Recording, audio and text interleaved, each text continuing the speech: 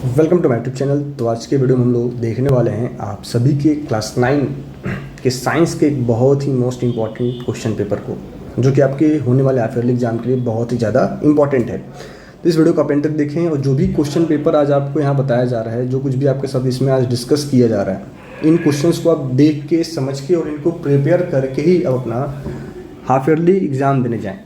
इसके पहले मैंने क्लास 9 मैथ्स का वीडियो बनाया था, जिसको आप बच्चों ने बहुत ज़्यादा सपोर्ट किया है। उसमें बहुत सारे क्वेश्चन मैंने बताए हैं जिस टाइप के क्वेश्चन आपके एग्जाम में 100% पूछे जाएंगे।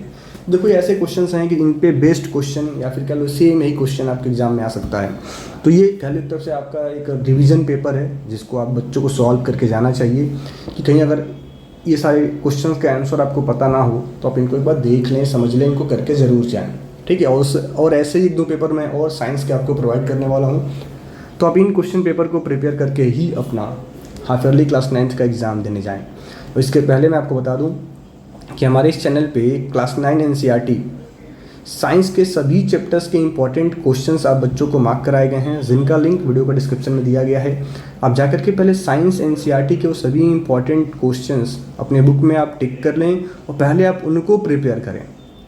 आप एक बार उन क्वेश्चंस को आप ज़रूर प्रिपेयर करें। और मैंने हर एक चैप्टर में कुछ एक एक्स्ट्रा क्वेश्चन भी आपको बताए हैं जो आपके बुक के अलावा हैं।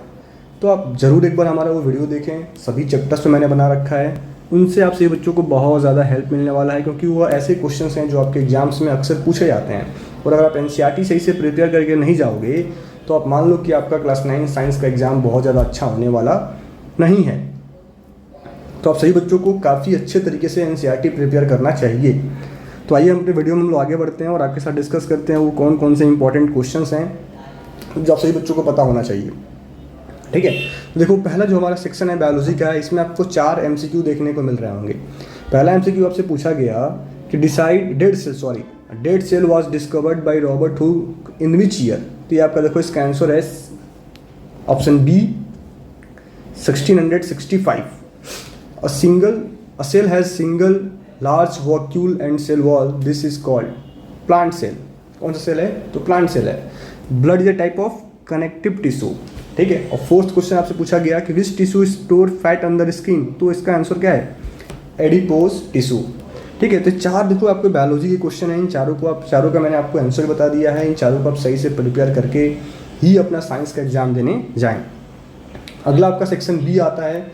पूछा गया कि permanent tissue are 2 types. They are single permanent tissue and complex permanent tissue. Single permanent tissue are of 3 types. They are parenchyma, collenchyma and sclerenchyma. Complex permanent tissues are of 2 types, xylem and phloem. और इन पे based आपसे 3 question पूछे गए हैं। ये एक आपका जो आजकल नया पैटर्न आया है, केस बेस्ड स्टडी, इस टाइप का क्वेश्चन है। ठीक है। ये आपका एक केस बेस्ड स्टडी वाला क्वेश्चन है, तो इसको भी आप ध्यान से देख लें और ध्यान से समझ लें। और इनका आप चाहो तो एक बार स्क्रीनशॉट लेके आप वीडियो का स्क्रीनशॉट भी ले सकते हो। आप जो मैंने स्क्रीन आपको शेयर कर रहा हूँ, आप इसका स्क्रीनशॉट भी ले करके एक बार इनको अपने एग्जाम से पहले आप रिवाइज कर सकते हैं। तो देखो ना, translocation is the transfer of food from leaves to different organs of the plant is done by. तो फूड का ट्रांसफॉर्मेशन कौन करता है? आपको बताया गया होगा कि जाइलम और फ्लोएम हमारे 2 टाइप के टिश्यू होते हैं। जाइलम आपका वाटर का ट्रांसफॉर्मेशन करता है, ट्रांसपोर्टेशन करता है, और फ्लोएम क्या करता है? फूड का करता है। एक बार इसको क्लियर कर लेंगे। Water and minerals are transported to different parts of the plants by xylem. ठीक है। Which tissue among the following are made up of 3 different types of cells. ठीक है। तो इसको आप देख लेना, आप सिंगल होता है कि कॉम्प्लेक्स परमानेंट टिश्यू होता है। ठीक है। तो इस तरीके से आप इनको पढ़ के अपना आंसर फाइंड कर सकते हैं। तो क्वेश्चन 3 का आंसर क्या हो जाएगा? Complex permanent tissue. देखो, सेक्शन सी है, इसमें आपसे क्वेश्चन पूछा गया, इनको आप सही से प्रिपेयर करेंगे कि which cell organelle is known as suicidal bag. आपको आंसर पता होना चाहिए, आप पढ़ लेना ढूंढ के। Which tissue join bones to muscles, आपने पढ़ा होगा ligament tissues. Define tissues, cambium is what type of tissue, ये भी आपको खुद से करना है। Write 4 difference between plant and animal cells, ये भी आप कर लेना। Draw the diagram of a neuron and label any 2 parts. ठीक है। तो ये आपका बायोलॉजी का सेक्शन है। बायोलॉजी का मैंने मोस्ट इंपॉर्टेंट और मोस्ट कह लो रिपीटेड क्वेश्चन आपसे डिस्कस किया है। अगर इनका आंसर आपको पता है तो आप समझ लो कि आपकी तैयारी बहुत अच्छी चल रही है। और अगर नहीं पता है तो आपको और ज़्यादा प्रिपेयर करने की ज़रूरत है। बाकी आप इनका आंसर फाइंड करो, इनको लर्न करके ही आप अपना एग्ज़ाम देने जाएँ। अगला हमारा देखो, और बाकी हमारे साइंस के अदर पेपर्स भी आने वाले हैं, तो हमारे चैनल को सब्सक्राइब कर लो, वीडियो को लाइक कर दो और जो भी मैं साइंस के 1-2 वीडियोस और प्रोवाइड करूँगा, आप उन क्वेश्चंस को भी सही से प्रिपेयर कर लेना एक बार, ठीक है।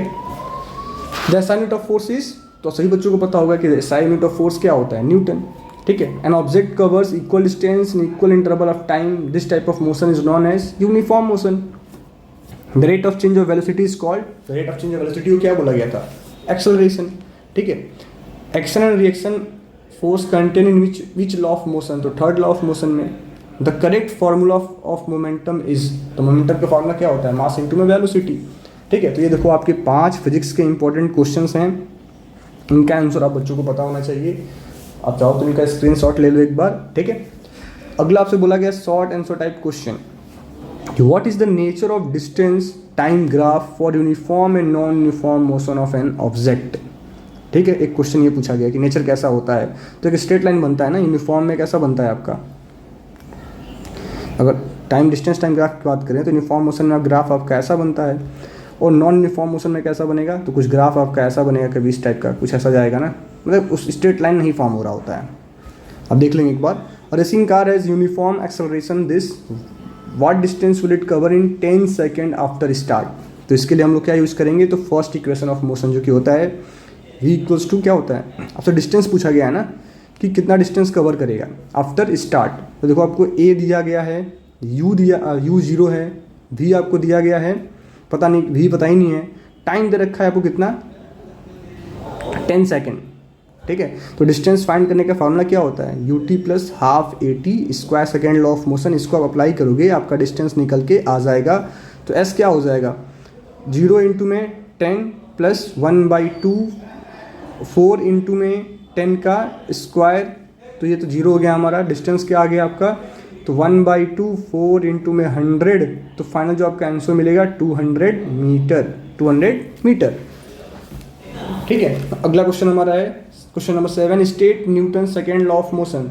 Newton second law of motion, देखो डायरेक्ट इसका डिफिनेशन आपके एनसीईआरटी बुक में दिया गया होगा, उसको ढूंढ लो, एक बार पढ़ लो, और कुछ एक इसके एप्लीकेशंस आप पढ़ लेना, Newton second law of motion के, Newton third law of motion के और Newton first law of motion के कुछ एक आप एप्लीकेशंस याद कर लेना। एप्लीकेशन वाले क्वेश्चन अक्सर साइंस में इस वाले चैप्टर से पूछे जाते हैं। अगला हमारा है केस बेस्ड स्टडी, ठीक है, कि inertia is the natural tendency of an object to resist a change in its state of motion और rest, the mass of an object is a measure of its inertia, ठीक है। Which of the following has more inertia, rubber ball and stone of same size, देखो जिसका मास ज़्यादा होता है उसका inertia ज़्यादा होता है, तो स्टोन का ज़्यादा होगा, ठीक है।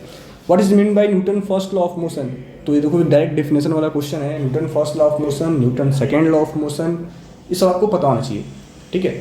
Why do we fall in the forward direction when a moving bus brakes to stop and fall backward when it accelerate from the rest, देखो अभी एनसीईआरटी का डायरेक्ट आपसे फर्स्ट लॉ ऑफ मोशन का, Newton first law of motion का, यानी inertia वाले concept का direct आपसे एप्लीकेशन पूछा गया है सी वाले क्वेश्चन में, कि जो हम ब्रेक लगाते हैं तो हम फॉरवर्ड क्यों चले जाते हैं, क्योंकि हमारा जो बॉडी का टेंडेंसी होता है ना, हमारे बॉडी का जो इनर्शिया होता है वो अपवर्ड डायरेक्शन में लग रहा होता है, और जैसे हम ब्रेक अप्लाई करेंगे तो गाड़ी चाहे जो भी जिसमें हम बैठे होते हैं वो रुक जाता है, तो इसकी वजह से हम फॉरवर्ड की तरफ क्या होते हैं, फॉरवर्ड डायरेक्शन में मूव कर जाते हैं।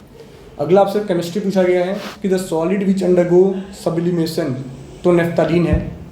Which type of following properties does not describe A compound, तो देखो इट इज ए कंपाउंड क्या होता है, it is a pure substance, it is a compound of 2 और मोर एलिमेंट्स, ये भी सही है। It can not be separate into constituents by physical means, ये भी सही है। तो ऑप्शन डी इसका करेक्ट आंसर होगा। ब्लड और सी वाटर क्या होते हैं, तो बोथ आर मिक्सचर्स। जो the following is not a homogeneous mixture, तो मिल्क आपका होमोजीनियस मिक्सचर नहीं होता है, आपको याद होना चाहिए। Particles of matter have volume, speed, potential energy, option D is the correct answer, space between them, ठीक है। फिर direction mark the correct choice as, ठीक है, आप इनको सही से पढ़ना। क्वेश्चन नंबर 6 जो आपसे पूछे गए हैं ना, ये असर्शन और रीजन वाले क्वेश्चन है, बस सही से आप प्रिपेयर करके जाना, ठीक है। तो ये समझो आपके 7 और 8 क्वेश्चन है कि naphthalene balls disappears with the time without leaving any residue, why. तो ये आपका कह लो पूरा एक इंपॉर्टेंट क्वेश्चन मैंने डिस्कस किया है साइंस का, जिनका आंसर आप बच्चों को पता होना चाहिए। ये आपके समझ लो PYQs वाले क्वेश्चन है, प्रीवियस ईयर क्वेश्चन है, जो आपसे एग्जाम्स में पूछे गए हैं, और इस बार भी इनके आने के पूरे चांसेस हैं। तो आप सही बच्चे इन क्वेश्चंस को प्रिपेयर करके ही अपना हाफ ईयरली एग्जाम देने जाएं। Thank you.